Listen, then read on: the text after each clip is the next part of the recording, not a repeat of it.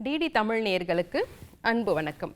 நாம் இன்றைக்கு தலை சுற்றல் அப்படிங்கிற அறிகுறியை பற்றியும் அதற்கான ஆயுர்வேத தீர்வை பற்றியும் தெரிந்து கொள்ளலாம்.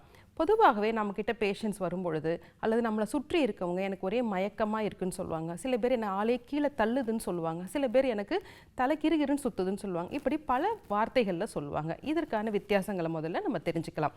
மயக்கம் அப்படின்னா தன்னுடைய சுயநினைவு இழந்து கீழே விழுவது தான் மயக்கம். இது யாருக்கெல்லாம் ஏற்படும்னா கட்டுப்படாத சர்க்கரை இருக்கிறவங்களுக்கு, அல்லது அதிக இரத்த கொதிப்பு இருக்கவங்களுக்கு, அல்லது மூளை சார்ந்த கட்டிகளோ அல்லது பெரிய நோய்கள் இருக்கவங்களுக்கு இந்த மாதிரி சுயநினைவை இழந்து கீழே விழுகின்ற தன்மை ஏற்படும். அப்போ அந்த நோயை பற்றி நாம் சரியாக அணுகி அதற்கான வைத்தியங்களை செய்யணும். சிலருக்கு பார்த்தீங்கன்னா அவங்க இருக்கிற இடம் அவங்களுக்கு தெரியும், தன்னை சுற்றி ஏதோ சுத்துகிறது, தன்னால் நேராக நிற்க முடியலை, நடக்க முடியலன்னு சொல்லுவாங்க. இதைத்தான் தலை சுற்றல், வெர்டிகோ அப்படின்னு ஆங்கிலத்தில் சொல்லுவாங்க.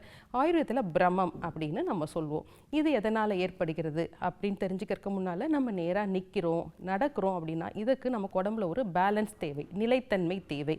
இதற்கு உடம்புல பல விஷயங்கள் நமக்கு சரியாக செயல்படணும். எடுத்துக்காட்டாக கண்கள் தெளிவாக தெரியணும். அப்போ தான் நம்மளால் நேராக நடக்க முடியும். இரண்டாவது பார்த்தோம்னா நம்மளுடைய காதுகள் இருக்க உள்காது அமைப்பு சரியாக இருக்க வேண்டும். நம்மளுடைய உள்காது அமைப்பில் பார்த்திங்கன்னா லேப்ரின்த் அப்படின்னு ஒரு இருக்கும். அந்த இடத்துல நமக்கு செமி சர்க்குலர் கெனால்ஸ் இருக்கும், ஆர்ட்ரிக்கல், சாய்க்யூல், இந்த 3 அமைப்பு இருக்கும். இவை தான் நம்ம தலையை இப்படியும் அப்படின்னு திரும்பும் பொழுதோ அல்லது நேராக நடக்கும் பொழுதோ அல்லது உயரத்தில் நடக்கும் பொழுதோ நாம் கீழே விடாமல் நம்மளுடைய பேலன்ஸை நம்ம பார்த்துக்குது. அடுத்தபடியாக பார்த்தோம்னா சிறுமூளை நம்ம நேராக நடத்தல், நிற்றல் இந்த மாதிரியான வேலைகளை செய்கிறது. அதுக்கப்புறம் ப்ராப்ரியோசெப்ஷன் அப்படின்னு சொல்லுவோம். நம்ம ஒரு கரடுமுரடான பாதையில் நடக்கிறோம் அல்லது மெதுமெதுவான பாதையில் நடக்கிறோம். இந்த சென்சேஷன் எல்லாம் மூளைக்கு சரியாக கொண்டு போய் இந்த இடத்தில் இவ்வாறு நடக்க வேண்டும் அப்படிங்கிற ஒரு செயல்திறனை கொடுப்பதும் இந்த மாதிரியான விஷயங்கள். இந்த 4 விஷயங்களும் ஒன்றிணைந்து செயல்படுகிறது.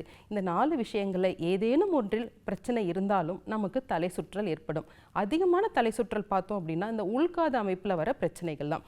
வயசாகும் போது பார்த்திங்கன்னா உடம்புல எல்லா எலும்புகளும் தேய்மானம் ஆகிற மாதிரி நம்ம காதில் இருக்க மேலியஸ், இன்கஸ், ஸ்டேபிஸ் அப்படிங்கிற குட்டி குட்டி எலும்புகள்லையும் தேய்மானம் ஏற்படும். அந்த இடத்துல வறட்சி ஏற்படும். அப்போ நம்மளோட பேலன்ஸ் பெருமளவில் பாதிக்கும். சில பேருக்கு பார்த்திங்கன்னா அதிகமான சளி தொற்றுக்கு பிறகு அந்த இடத்துல கிருமி தொற்று ஏற்படுவதனாலையும் அவங்களுக்கு பேலன்ஸ் ஏற்படும்.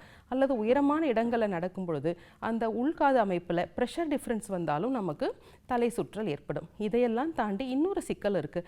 சில பேர் சொல்லுவாங்க, ஐயா நான் குனிஞ்சு வேலை செஞ்சுக்கிட்டே இருந்தேன், நிமிரும் போது எனக்கு தலை சுத்தல் வருது, கழுத்து ரொம்ப வலியாக இருக்குது அப்படின்னா இது சர்வைக்கல் வெர்டிகோ அப்படின்னு சொல்லுவோம். கழுத்து எலும்புகளில் தேய்மானம் இருக்கும் பொழுது அல்லது சவ்வு அழுத்தப்படும் பொழுது சுற்றி இருக்கும் தசைகள் நல்ல கனமாக இருக்கும். அப்போ நம்ம மூளைக்கு எடுத்து செல்லப்படும் உணர்வுகள் சரியாக எடுத்து செல்ல முடியாத காரணத்தினால அவர்களுக்கும் தலை சுற்றல் இருக்கும்.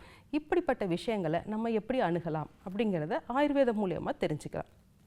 நம்மளுடைய நிலைத்தன்மைக்கு வாதம், பித்தம், கஃபம் சீராக செயல்படணும். என்ன ஆகுது, வயசாகும் பொழுது உடலில் வறட்சி ஏற்படுகிறது அல்லது நீண்ட நாள் நோய்வாய்ப்பட்டதுக்கு அப்புறம் அங்கே உடம்புல வறட்சி இருக்குது. இந்த வறட்சியின் காரணமாக வாதம் அதிகரித்து பித்தத்தையும் அதிகரிக்கிறது. அது மனவக ஸ்ரோதஸ்குள்ளே போகும்போது மனதின் குணமான ரஜஸையும் அதிகரிக்கிறது. இந்த 3ம் ஒன்று சேர்ந்து இயங்கும் பொழுது உடம்புடைய பேலன்ஸ் பெருமளவில் பாதிக்குது. இதை எப்படி நம்ம அணுகலாம்? முதல்ல வாதத்தையும் பித்தத்தையும் குறைக்க வேண்டும். அப்போ வறட்சியை நீக்கணும். அப்போ இதை குறைக்கிறதுக்காக திராட்சாதி போன்ற இனிப்பு சுவையுள்ள கஷாயங்களை நம்ம முதல் நிலையில் கொடுப்போம். இரண்டாவதாக பார்த்தோம்னா கழுத்து வலியாக இருந்தால் அவங்க கழுத்து வலிக்கு வேணுங்கிற எண்ணெயை கொடுக்கலாம், அல்லது அந்த கழுத்து தேய்மானத்தை நிலைநிறுத்துவதற்காக கஷாயங்களை கொடுக்கலாம்.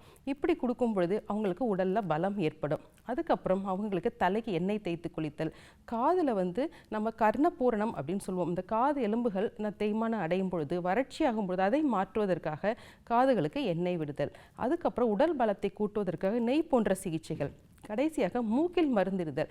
இப்படி படிப்படியான சிகிச்சைகள் நம்ம செய்யும் பொழுது அவர்களுக்கு தலை சுற்றலிலிருந்து முழுமையாக அவங்க விடுபெறலாம்.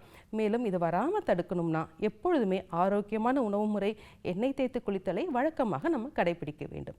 சரி நேயர்களே, இன்றைக்கு தலை சுற்றல் பற்றி நாம் தெரிந்து கொண்டோம். வேறொரு நிகழ்ச்சியில் சந்திக்கலாம். நன்றி.